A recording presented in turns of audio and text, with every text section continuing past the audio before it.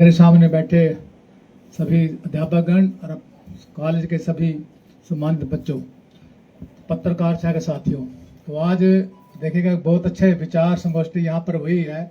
One nation one election. अभी मेरे से पहले गुरमला जी, अनिला जी ने भी अपने विचार रखे, बच्चों ने भी यहाँ विचार रखे, तो बताया किस प्रकार से ये जरूरी है कि हमारा जैसे एक देश है तो यहाँ चुनाव भी एक ही बार होने चाहिए। तो अदरवाइज तो देखेगा, अगर मैं बताऊं, अभी हमारे हरियाणा की बात करें, अभी पीछे लोकसभा के चुनाव हुए, उसके 6 महीने के अंदर अंदर फिर विधानसभा के चुनाव आ गए, अभी नगर पालिका निगम के चुनाव आ गए, और इससे पहले अभी 2.5 साल के बाद क्या है, जिला परिषद के चुनाव आ जाएंगे, पंचायतों के चुनाव आ जाएंगे, ब्लॉक समिति के चुनाव आ जाएंगे, अन्य चुनाव आ जाएंगे।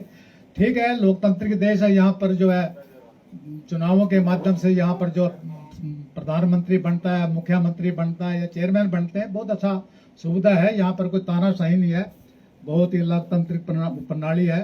तो इसके लिए तो मैं बहुत बहुत बधाई दूंगा जिन्होंने संविधान की रचना करी है। किस प्रकार से अगर कोई एक वोट से भी कोई रह जाता ना, तुरंत त्याग पत्र दे देता है। अटल बिहारी वाजपेयी की जो है एक MP कमी से वोट तो सरकार चली गई, तो उन्होंने बिल्कुल त्याग दे दिया था, ठीक है अगर मेरे पे समर्थन नहीं है, ये अपना पकड़ो प्रधानमंत्री। देखिए कितना बड़ा सुंदर तरीके से हमारे यहाँ चुनाव होते हैं। परंतु एक बहुत बड़ी चेतावनी है हमारे सामने, बड़ी समस्या है।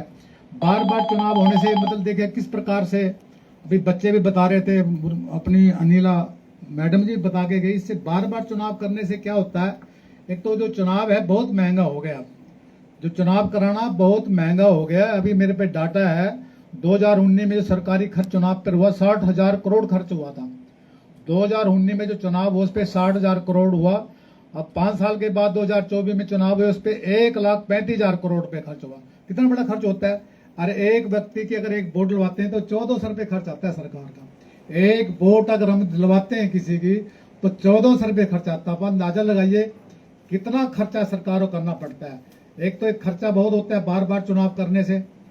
दूसरा देखिएगा, चुनाव जो करते हैं, अब ये तो है नहीं भी उसको कोई मशीन से, जैसे वोट तो डल जाएगी मशीन से, मशीन पे वोट डलवाने भी चाहिए। देखो वो आप लोगों से ही, वो कॉलेज से आते हैं, स्कूलों से आते हैं, अन्य डिपार्टमेंट से आते हैं, ये सभी मिलकर के चुनाव करते हैं। और मैं समझता हूँ ये 1 महीने का प्रोसेस होता है। एक साल में अगर जैसे अब 3 बार चुनाव हो गए हमारे, अगर 3 महीने अगर स्टाफ को हम लगा देंगे इलेक्शनों में तो 3 महीने गए। तो 3 महीने बच्चों का, जैसे मैं अगर स्कूल की ही बात करूं, कॉलेज की बात करूं, कितना बड़ा उस पर असर पड़ता है पढ़ाई बच्चों की। तो इसको रोकने के लिए खर्चा हमारा कम रहे। जब खर्चा तो होगा अभी 5 साल में या 5 साल में विधानसभा के चुनाव अलग हो, पार्लियामेंट के अलग हो या अन्य हो, तो मैं आज यहाँ हम दूसरे चुनावों की बात नहीं करेंगे, केवल लोकसभा और विधानसभा के चुनाव की बात करेंगे। इस पे जो सारे देश में विचार चल रहा है, हमारे माननीय प्रधानमंत्री नरेंद्र मोदी जी को बधाई दूंगा, क्योंकि इस विचारधारा को उन्होंने आगे बढ़ाया है।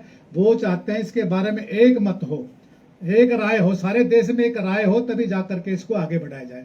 तो इसीलिए एक राय जानने के लिए जगह जगह जो है कॉलेजों में, यूनिवर्सिटीज में, अन्य संस्थाओं में जा करके सभी की इसमें राय ले रही है।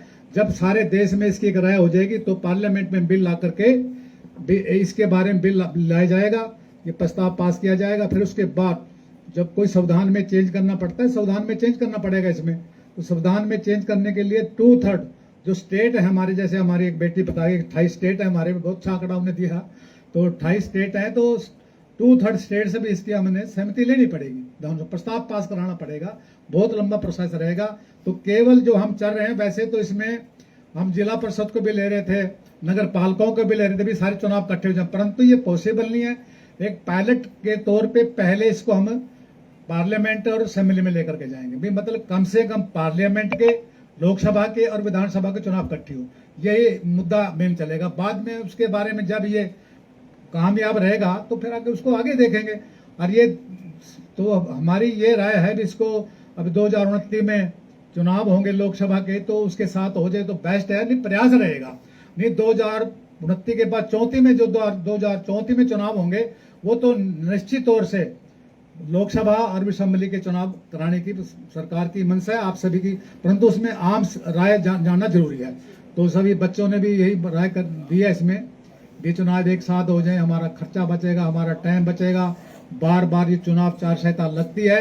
तो चुनाव आचार संहिता ये होती है, जब चुनाव डिक्लेयर हो जाता है तो सरकार जो है, जो पावर में है, कोई भी काम नया नहीं कर सकती, चाहे कितना ही जरूरी काम है वो नहीं कर पाएगी, ठीक है ना। इस पे बैन लग जाता है। जब ये बैन लग जाएगा, साल में 3-3 बार लगे रहेगा या 5 साल में कई बार लगेगा, तो आप अंदाजा लगाए कितना विकास का काम प्रभावित होता है। विकास का प्रभावित होता है, पैसा खर्च होता है, टाइम लगता है, तो और भी बहुत से इसमें वो आते हैं। तो इसको बचाने के लिए एक राय सभी से जानने के लिए एक बार चुनाव हो जाए, लोकसभा का भी हो जाए, असेंबली का भी हो जाए।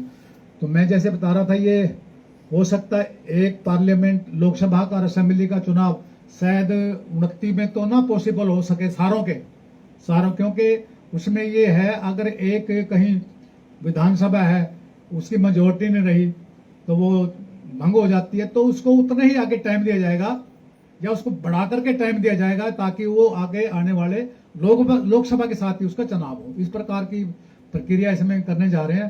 तो मैं ज्यादा न कहता हूँ, सभी ने इसमें अच्छे विचार रखे हैं, आगे भी इस विचारधारा को आगे बढ़ाएंगे। मैं ये नहीं कह रहा इसको आप आगे भी, और भी जैसे 1200 बच्चे कॉलेज में हैं, अलग अलग, मतलब जैसे कोई इकोनॉमिक्स की क्लास है, पॉलिटिकल साइंस की है, इंग्लिश की क्लास है, अलग अलग से इसमें बच्चों को बोलने का मौका भी मिलेगा। तो ठीक है ना, जैसे अब बच्चे हैं, देखिएगा बढ़िया बच्चे बोल रहे थे, अब पहली बार यहाँ पर आए होंगे स्टेज पे, तो अच्छा बोल रहे थे, ठीक है ना, तैयारी कर रखी थी बच्चों ने। तो आगे ये इनको मंच मिलेगा, बच्चों को हौसला बढ़ता है, उनको कॉन्फिडेंस पैदा होता है और देश के प्रति वो भी होता है। तो मेरा आपसे अनुरोध रहेगा, तो आप इस प्रकार की संगोष्ठी आगे और जारी रखें।